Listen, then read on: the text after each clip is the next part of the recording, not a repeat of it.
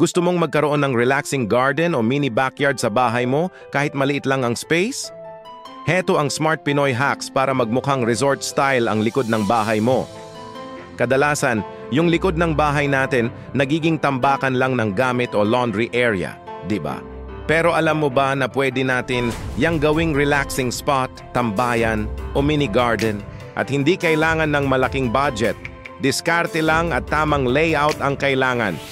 Una, potted plants at vertical garden. Space saver na, natural pa ang ambience. Pangalawa, maglagay ng pebble pathway o cement finish na walkway. Mura lang yan pero ang elegant tingnan. Pangatlo, magdagdag ng outdoor bench o kahit DIY pallet furniture para may chill spot ka. At para cozy sa gabi, gumamit ng solar garden lights. Pwede ka ring maglagay ng mini fountain para sa relaxing na tunog.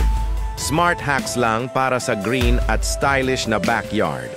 Sa susunod na video, alamin natin ang hacks para sa murang front yard design ideas. Kaya huwag kalimutang mag-subscribe